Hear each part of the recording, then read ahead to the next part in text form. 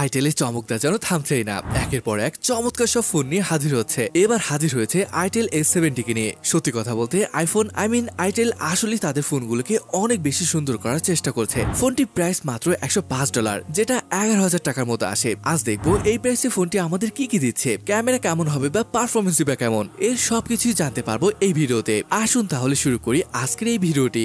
আচ্ছা, একটা ফোনকে আপনার কখন ভালো লাগে? অবশ্যই যখন ফোনটিকে অনেক বেশি সুন্দর করা হয়, তাই না? সুন্দর দেখতে ফোনগুলো আসলে দেখার মাত্রই ভালো লেগে যায়, এমনকি স্পেসিফিকেশন সম্পর্কে না জেনেও। যেমন এই ফোনটি প্রথম দেখায় প্রেমে পড়ে যাবে যে কেউ, কিন্তু তারপর কি হবে সেটা না হয় আমিই বলবো। তবে এখন ডিজাইন দেখুন, ক্যামেরা বাম্পার এরিয়াকে গ্লোসি ফিনিশ দেওয়া হয়েছে, সাথে কিছু টেক্সট দেখতে পাবেন।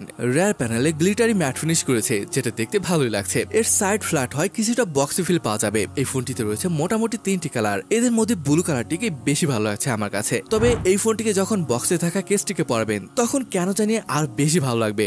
ফ্রন্টে আসলেই দেখতে পাবেন অটো ড্রপ নজযুক্ত একটি ডিসপ্লে, তবে এখানে কিন্তু একটা চমক রয়েছে। যাই হোক, ডিসপ্লেটির সাইজ 6.6 ইঞ্চি, এর রেজুলেশন 720p এবং 60 হার্জের এলসিডি ডিসপ্লে। তাছাড়া যদি চিন বেজেলের কথা বলি, এটা অ্যাভারেজ সাইজে রয়েছে। ডিসপ্লেটির মেইন চমক হলো এর ডায়নামিক বার। আসলে এটা শুধু দেখতে আইফোনের মতো লাগবে এমনটা কিন্তু নয়, এটি বেশ ভালোভাবে কাজও করে। যেমন ফেস আনলকের সময় এখানে অ্যানিমেশন দেখা যায়। তাছাড়া কল বা চার্জিং টাইমেও কিন্তু এখানে এরকম অ্যানিমেশন দেখতে পাবেন। ব্যাপারটা আসলে কুল লাগছে। স্পেসিফিকেশনে বলে ফোনটিতে ব্যবহার করা হয়েছে টাইগার T603 প্রসেসর, যেটা ভালো একটা চিপ। তবে মাথায় রাখতে হবে এটা এন্ট্রি লেভেল প্রসেসর। এটা দিয়ে মোটামুটি সব ধরনের বেসিক কাজগুলো করতে পারবেন, যেমন সোশ্যাল মিডিয়া, হালকা পাতলা গেমিং, এগুলো আর কি।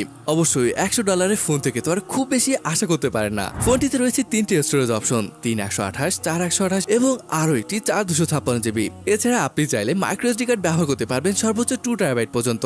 ব্যাটারির কথা আসলে হ্যাঁ, 5000 মিলিঅ্যাম্পিয়ারের ব্যাটারি থাকছে এখানে, সাথে অনলি 10 ওয়াটের একটি চার্জার। বড় ব্যাটারি হয় নরমালি যে একদিন বেশ ভালোভাবে চলে যাবে, তবে 10 ওয়াটের চার্জার দিয়ে চার্জ করতে আসলে একটু বেশি সময় লাগতে পারে। বাকি বিষয় নিয়ে যদি বলি, ফোনটিতে সাইড মাউন্টেড ফিঙ্গারপ্রিন্ট সেন্সর রয়েছে, ফেস আনলক রয়েছে, যেটা খুবই স্বাভাবিক। ওএস হিসেবে থাকছে অ্যান্ড্রয়েড 13। ফোনটিতে 5G সাপোর্ট করে না, অর্থাৎ 4G সাপোর্ট রয়েছে। হেডফোন জ্যাক, টাইপ সি পোর্টও রয়েছে। রিয়ার প্যানেলে আবার আসা যাক, এখানে রয়েছে একটি মাত্র ক্যামেরা, যেটা অনলি 13 মেগাপিক্সেলের। আরো একটা এআই লেন্স রয়েছে, আর সেলফি ক্যামেরাটি 8 মেগাপিক্সেলের। ভিডিওগ্রাফি নিয়ে বললে ওই 1080 30 fps শুট করা যাবে।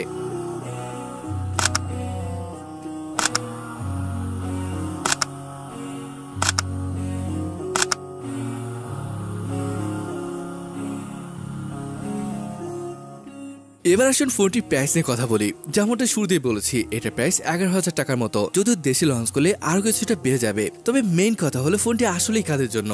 গাইস, আপনি সেকেন্ডারি ফোন হিসেবে যদি ব্যবহার করতে চান, বা বয়স্ক ব্যক্তি যারা মোটামুটি ফোনটি ব্যবহার করবে, তাছাড়া আপনিও ব্যবহার করতে পারেন। যদি চান 11,000 টাকা দিয়ে আইফোনের মতো ডায়নামিক আইল্যান্ড পাচ্ছেন, আইফোনের মতো দেখতে একটি ফোন চাচ্ছেন, তাহলে এই ফোনটি আপনার জন্য হতে পারে। যাই হোক, এখন বলেন তো ফোনটি আপনার কাছে কেমন লাগলো? আপনার মতামত কমেন্ট করে জানান। আর আজকের এই ফোনটি সম্পর্কে এই পর্যন্তই ছিল।